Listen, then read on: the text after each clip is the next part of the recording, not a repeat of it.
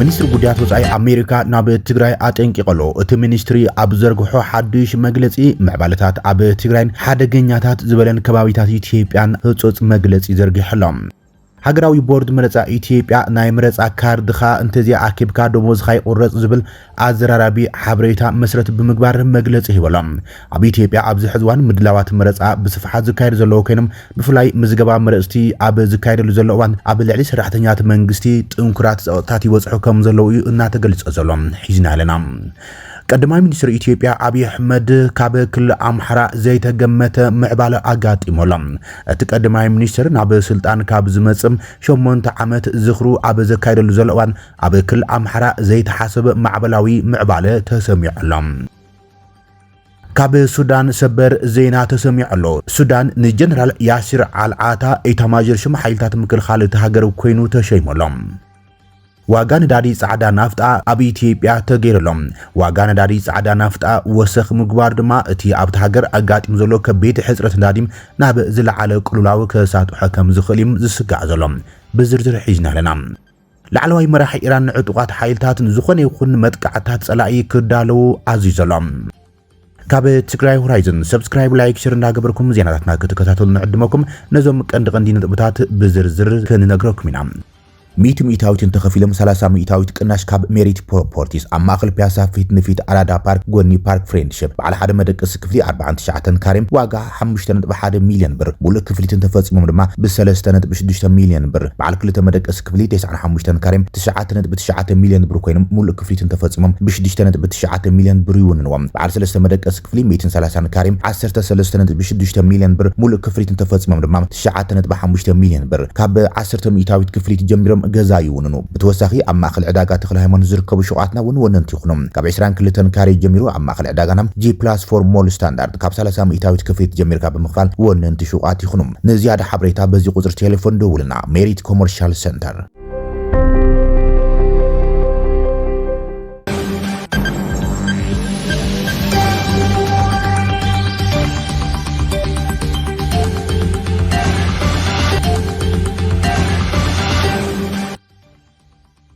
ሚኒስትር ጉዳያት ወፃኢ አሜሪካ ናብ ትግራይ አጠንቂቀሎም ሚኒስትር ጉዳያት ወፃኢ አሜሪካ ብስንኪ ዝተጋረደ ስጋት ጸጥታ ናብ 5 ክልላት ኢትዮጵያ ኣይትኺዱ ዝብል መጠንቀቕታ ኣውፅሎም እቲ ሚኒስትሪ ናብ ትግራይ ኣይትኺዱ ክብል መጠንቀቕታ ኣውፅዮም ሚኒስትር ጉዳያት ወፃኢ አሜሪካ ኣብ ዝተፈላለዩ ክልላት ኢትዮጵያ ናውጽኽ ዝኸይድ ዘሎ ስጋት ጸጥታ ምውላዕ ዕጥቃዊ ግጭት ምጭዋይ ሰባትን ሓዊሱ ብምጥቃስ ደረጃ 4 ኣይትኺዱ ዝብል መጠንቀቕታ ኣውፅሎም ኣብቲ ብማይዝያ ሓደ ዝወፀም እዋናዊ መግለጺ እቲ ሚኒስትሪ ንክልላት ትግራይ ዓፋር አምሓራ ጋምቤላን ቤንሻንጉል ጉሙዝን ልዑል ስጋት ዘሎም ከባቢታት ምዃኖም ብምጥቃስ ዜጋት አሜሪካ ናብተን ክልላት ከይጓዓዙን ካብ ዘይተደለ መገሻ ክቁጠቡን ተሓሳሲቦም እተም ማኻሪ ትካል ከም ዝገለጾ እዞም ከባቢታት ብቐጻሊ ዕጥቃዊ ግጭት ፖለቲካውን ብሄራውን ዓመጻት ከምኡን ብሰፊሕ ዘይምርግጋዕ ጸጥታ ዝተጸለው እዮም ኢልዎም ኩነታት ጸጥታ እዘን ክልላት ብዘይ ዝኾነ መጠንቀቕታ ብቁልጡፍ ክዝረግ ከም ዝኽእል ኣሜሪካ ኣፍሊጣ ዘላ ብፍላይ ኣብ ክልል ትግራይ ጋምቤላን ቤንሻንጉል ጉሙዝን ከምኡን ዕጡቃት ጉጅለታት ኣብ ዝንቀሳቐሱ ናይ ደቡብ ከባቢታት ትግራይን ዓፋርን ሓደጋታት ከም ዘለዎ እዩ ኣጠንቂቑ ዘሎ ናይ ምጭዋይ ስጋታት ከምኡን ብሄር መሰረት ዝገበረ ግጭትን ከጋጥሞም ከም ዝኽእል እቲ መግለጺ ኣጠንቂቑ ዘሎ ብዘይካቶም ኣብ ደረጃ 4 ዝተመደቡ ክልላት እቲ ሚኒስትሪ ንጠቕላላ ኢትዮጵያ ኣብ ትሕቲ ደረጃ 3 ዳግመ ግምት ዘቐመጣ ኮይኖም እዚ ድማ ብስንኪ ዘይምርግጋዕ ሽበራውነትን ናይ መሬት ነታ ከምኡን ምቁራጽ መርበብ ሓበሬታ ከም ዝኾነ ገሊጾም ካብተን ክልላት ኢትዮጵያ ኩነታት አዲስ አበባ በተዘማዲም ርግዓት ዘለዎ ኮይኑ ክግለጽ እንከሎም ካብ ካልኦት ክልላት ግን ሓሓሊፉ ዝፍጠር ዓመፅን ህዝባዊ ናዕብን ከም ዘሎ ይጠንቂቖም ብተወሳኺ ኣብ እዋን ናዕቢ ኣገልግሎት ኢንተርኔትን ቴሌኮምን ብተደጋጋሚ ስለ ዝቆራረጽ ዜጋታት ቆንስላዊ ሓገዝ ንምርካብ ክጽገሙ ከም ዝኽእሉ ኣተሓሳሲቦም ኣብ መወዳእታ ድማ ሚኒስትር ጉዳያት ወፃኢ አሜሪካ ዜጋታቶም ኣብ ኢትዮጵያ ብጸንሕሉ እዋን ንቑሓት ክኾኑ ካብ ሓደገኛት ከባቢታት ክርሕቑን ኩነታት ጸጥታ ብጥብቂ ክከታተሉን እዩ ኣተሓሳሲቡ ዘሎ ኣብ ኢትዮጵያ ምድላዋት ሃገራዊ መረጻ ይካየድ ኣብ ዘለሉ እዋን ሃገራዊ ቦርድ መረጻ ኢትዮጵያ ናይ መረጻ ካርዲ እንተዘይወሲድኩም ደሞዝኩም ኣይትኽፈሉን ዝብል ስጋኣት ዘይሕጋዊ ተግባር ክብል በትሪ ተቃይሞም ነዚ ተግባር ተሓተቱ ዝኾኑ ውድባትን ትካላትን ህዝቢ ከም ዘቃልዕ ኣፍሊጦሎም እንተኾነ መረምታ ስጉምትን ዘይተወሰደም ሃገራዊ ቦርድ መረጻ ኢትዮጵያ ዘይግቡእ ጉስጓት ዝካየደለን ዘሎ ኣውራጃታት ምርጫን ናውጣታትን መረጻን ኣለልዩም እቲ መረጻ ከይካየድ ስጉምቲ ክወስድ ከም ዝኽእል ኣጠንቂቑ ዘሎ ሃገራዊ ቦርድ መረጻ ኢትዮጵያ ነዚ መጠንቀ ጾታ ዘወፀም ብ24 መጋቢት 2018 ኣብ መስርሕ መዝገባ መረፅቲ ዝተዓዘብናይ ጥሕሰት ብዝምልከት ኢሉ ኣብ ዘርግሑ መግለፂ ሃገራዊ ቦርድ መረፃ እቲ ካርድ ክወስድ ዝጥለብ ሕጊ ቅድሚ ምርጫ ኣብ ዝግበር ጥፍታት ካብ ገዛ ናብ ኣፍደገ ብምኻድ ይጥሕስ ዝብል ጸብጻባት ከም ዝበፅሑ ኣፍሊጦላ ማሕበራዊ ኣገልግሎትን ምጉዳል ደሞዝን ሓዊሱም ዘይፍትሓዊ ኣሰራርሓ ምድማፅን ዜጋታት ክሳብ ዝጸሎም ተባሂሉ ዝግለጽ ዘሎ ማሕበራዊ ኣገልግሎታት ምንካይ ምጉዳልን ደሞዝ ሓዊሱ ምኽልካል ዘይፍትሓዊ ኣሰራርሓታት ብስፍሓት ይካይዱ ከም ዘለዉ ኣስተብሂሎም ሃገራዊ ቦርድ መረፃ ብዝበፅሖ ለበዋታት መሰረት ኩሎም ኣብ ትሕቲ ክልተ ምምሕዳር ከተማታት ዝርከቡን ከምኡን ክልላት መንግስትን ኣብ ትሕቲኦም ዘለዉ ካብ ኣፍ ደገ ናብ ኣፍ ደገ ምጉስጓስ ክቁጠቡም ምዝገባ መረፅቲ ግዴታ ዝገብር ዘይግቡእ ጽልዋ ደው ከብሉም ናይ ጽሑፍ መጠንቀቕታ ኣውፂሎም ድምፂ መሃበ ሕገ መንግስታዊ መሰል ዜጋት ምዃኑ ዝዘኻኽረ ሃገራዊ ቦርድ መረፃ መረፅቲ ብፍቓዶምን ብናይ ገዛ ርእሶም ተበግሶን ጥራይ ክምዝገቡ ከም ዘሎም ኣብ መግለፂኡ ኣመልኪቶሎም እቲ ከም መራፂ ምምዝጋብ ግዴታ ኣይኮነን ኢሉ ዝገልጽ ቦርድ መረፃ ከም መረፃ ዘይምምዝጋብ ውፅኢቱ ምጉዳል ደሞዝ ካብ ስራሕ ምብራር ወይ ድማ ዝኾነ ማሕበራዊ ኣገልግሎት ካብ ምቕባል ምግላል ከም ዘየስዕቡን እዩ ገሊጹ ዘሎ ቀዳማይ ሚኒስትር ኢትዮጵያ አብይ አህመድ ካብ ክልል አምሓራ ዘይተገመተ ምዕባለ ጋጢሞሎም ክልል አምሓራ ዘይተገመተ ማዕበላዊ ንጥፈታት ተራእዮም ቀዳማይ ሚኒስትር አብይ አህመድ ናብ ስልጣን ካብ ዝመጸሉ ዝኽሪ ሻምናይ ዓመት ደገፍ ሰልፍታት ኣብ ዝካየደሎም ኣብ ክልላት አምሓራ ግን ነቲ ስርዓት ዝቃወሙ ከቢድ ተቃውሞ ህዝቢ ተፈንጅረሎም ክልል አምሓራ ውግእ ሓይልታት መንግስትን ጉጅለ ዕጡቕ ፋኖን ንዝሓለፉ 3 ዓመታት እናተኻየደ ዝርከቡ ኮይኖም ከቢድ ሰብኣውን ንዋታውን ቅልውላው የተኣናግድ እዩ ዘሎ ጉጅለ ዕጡቕ ፋኖ ዝበዝሓ ገጠር ከባቢታት ክልል አምሓራ ካብ ሓይልታት መንግስቲ መንጢሉ የማሓድረን ከም ዘሎ ዝግለጽ ዘሎ ኮይኖም ቀንዲ ከተማታት ጥራሕ ዝተወሰነ ሓይል መንግስቲ እዩ ዘሎ ይብሉ ካብቲ ክልል ዝወጽ ጸብጻባት ኣብ ከምዚ ሕማቅ ኩነታት ዘሎ ትክልል ሃገራዊ መረፃን ምክያድ እውን ይዳሎ ከም ዘሎ ፍልፍላት ዜና መንግስቲ ዝገልጹ ዘሎም ሎሙ ግን ዘይተገመተ ማዕበላዊ ሰላማዊ ሰልፊ ካብቲ ክልል ተዘርጊሕሎም ኣብ ክልል አምሓራ ዝተፈላለዩ ከባቢታት አንጻር ስርዓት ብልጽግና ዘغنዑ ዝተባሃሉ ሰላማዊ ሰልፍታት ተኻይደሎም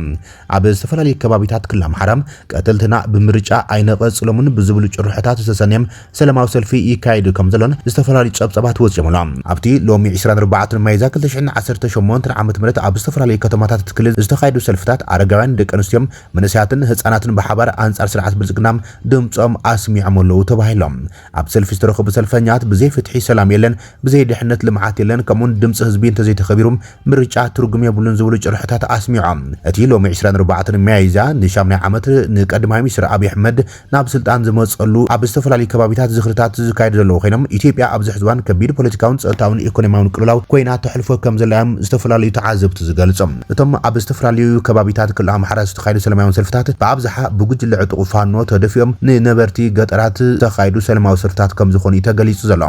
ጉጅለ ዕጡቕ ፋኖ ንብዙሓት ገጠር ከባቢታት ትክልል ተቆጻጺሩ ከም ዘሎን ንከተማታት ድማ ሓይልታት መንግስቲ ብስፍሓት ዘንቀሳቐስውን ከም ዝኾኑ ዝግለጽ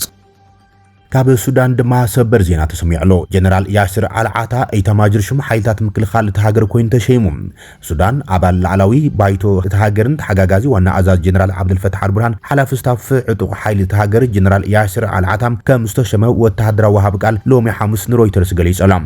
እቲ ስጉምቲ ድሕርቲ ቅድሚ 3 ዓመታት ሰራዊት ሱዳን ምስ ሓይልታት RSF እናካይዶ ዝመፀ ኩናት እቲ ዝዓበየ ለውጢ መራርሓ ኮይኖም ኣብቲ ኣብ ደቡባዊ ምብራቕ ግዛኣት ሰማያዊ ናይል ዝካየድ ዘሎ ኩናት ሓዱሽ ግንባር ኣብ ዝተኸፈተሉ እዋን ዝመፀዮም እዚ ድማ ኣብ ስትራቴጂ ኩናት ተሃገር ለውጢ ከስዕብ ከም ዝኽእል ሮይተርስ ጸብጺቡ ዘሎ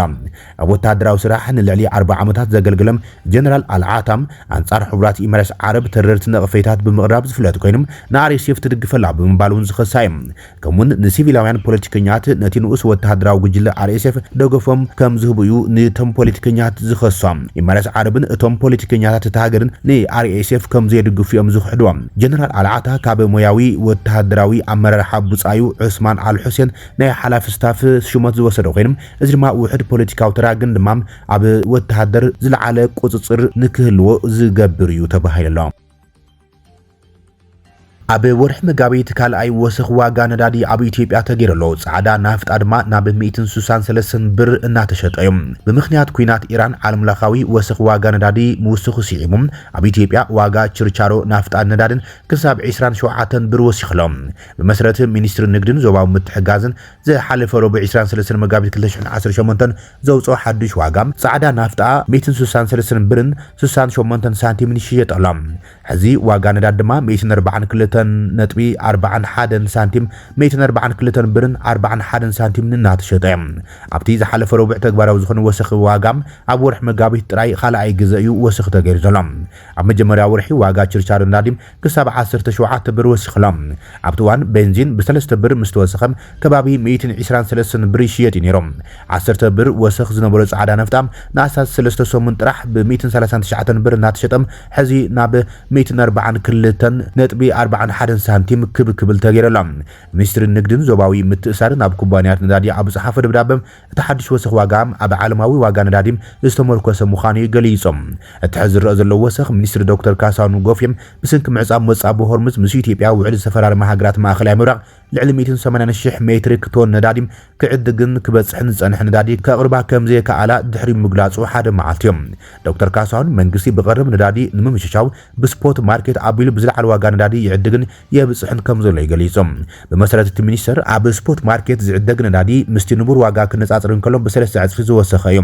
ቅድሚ ኩናት ኢራን ንሓደ በርሚል $80 ዝነበረ ዝተጻረየ ጻዕዳ ናፍጣም ሕዚ ብ$230 ይሽየጥ ከም ዘሎ መልኪቶም ዋጋ ነዳዲ ካብ ኣስታት $72 ንሓደ በርሚል ናብ $150 ከም ዝዓበዩን ገሊጾም እቲ ብሰሉስ ተዋሃበ መግለጺ ቀረብ ነዳዲ ምስቲ ቅድሚ ሕዚ ዝነበረ ዝወዳደር ምዃኑ ዝገለጸ ሚኒስተር ቀረብ ጻዕዳ ናፍጣ ብኣስታት 50 ሚእታዊት ከም ዝነከየ ገሊጾም ካብ ማእከላይ ግምጋም ኣብ መዓልቲ 9.1 ሚልዮን ሊትሮ ናብ 4.5 ሚልዮን ሊትሮ ከም ዝወረደ ሓቢሮሎም ብመሰረት ዶክተር ካሳሁን መንግስቲ ንጻዕዳ ናፍጣም ንሓደ ሊትሮ 95 ብር ንቤንዚን ድማ 42 ብር ንሊትሮ ድጎማ ይገብር ከም ዘሎ መንግስቲ ኣብ ነፍሲ ወከፍ ወርሒም ካብ 15 ክሳብ 20 ቢልዮን ብር ነዳዲ ድጎማ ከም ዝገብር ይገሊጾም ሓድሽ ዋጋ ችርቻሮ ነዳዲ እውን ኣብ ፍርያት ናፍጣ ርኡይ ወሰኽ ከም ዝረኣየ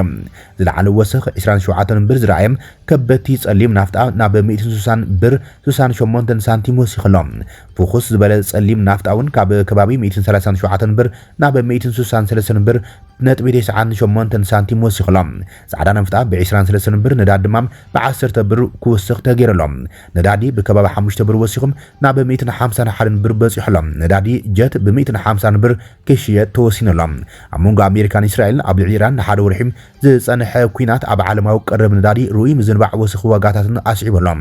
ኢራን ነቲ 20 ሚእታዊት ምህርቲ ነዳድን ጋዝን ዓለም ዝሓልፈሉ መጻብ ሆርሙዝ ድሕሪ ምዕጻባም ብዙሓት መራኸብ ጉዕዞ እንደው ከብላ ተገደነሎም ዝተፈላለዩ ጸብጻባት ከም ዘመላኽትዎ ክሳብ ሕዚ 3000 መራኸብ ኣብ መጻብ ሆርሙዝ ተዓጽየን ኣብ ማእከል ባሕሪ ደው ኢለን ከም ዘለዋ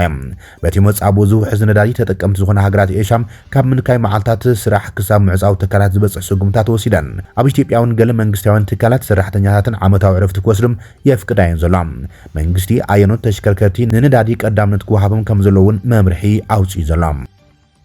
ላዕለዋይ መራሒ ኢራን ዕጡቃት ሓይልታት ዝኾነ ይኹን መጥቃዕቲ ደው ክብሉ ኣዚዞም ላዕለዋይ መራሒ ሰራዊት ኢራን ሜጀር ጀነራል አሚር ሓታሚ መራሕቲ ሰራዊት ምንቅስቃስ ጸላኢ ብዝለዓለ ጥንቃቐ ክከታተሉ ከምኡውን ዝኾነ ይኹን መጥቃዕቲ ንምክልኻል ስጉምታት ክወስዶም ክዳለዉ ኣዚዞሎም ብመሰረት ጸብጻብ ማዕከን ዜና ታሳኒ ምስ ሓለዋ ሰውራ ኢራን ዝጸንሐ ጸብጻብ ጸላኢ ኣብ መሬት መጥቃዕቲ ክካይድ እንተፈቲኖም ዝኾነ ሰብ ድሕሪት ክተርፍ የብሉን ተባሂሎም ንኣዘዝ ሰራዊት ነጊርዎም ኣሎ እቲ ዋና ኣዛዚ ምስ ሓለፍቲ ሓይልታት ምክልኻል ኣየር ምድራዊ ኣየርን ሓይሊ ባሕርን ኣብ መላእ ኢራን ከም ዝራረበ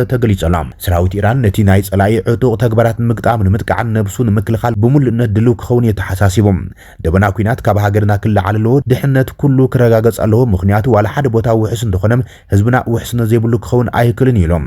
እቲ ኣዛዚ እዚ ዝገለጸ ፕሬዚደንት ዶናልድ ትራምፕ ኢራን ኣብ ዝቕጽሉ 2 ክሳብ 3 ሰሙናት ብከቢድ ክትውቅዓያ ኢሉ ድሕሪ ምጥንቃቕ እዩ ኣሜሪካ ናብ ደሴታት ኢራን ናይ ምድራዊ ሰራዊት ክትዋፍር ትኽእል እያ ዝብሉ ስጋታት እውን ክሃስስ ጀሚሮሎም ትራምፕ ኣብ ዝሓለፈ ረቡዕ ኣብ ዝስምዖ መደረም ሰራዊት ኣሜሪካ ኣብ ኢራን ዓበይቲ ስትራቴጂካዊ ዕላማታት ንምፍጻም ቀሪቡ ኣሎ ኢሎም ንሱ ግን ወሲኹ እቲ ተልእኾ ኣብ ዝቕጽሉ 2 ክሳብ 3 ሰሙናት ኣንጻር ኢራን ኣዝዮም ሓያሎ መጥቃዕታት ብምፍጻም ነቲ ሃገር ናብ ዘመነ እምኒ ዳርጋ ክንልውጥ ኢና ክብል እዮም ተዛሪቡ ዘሎ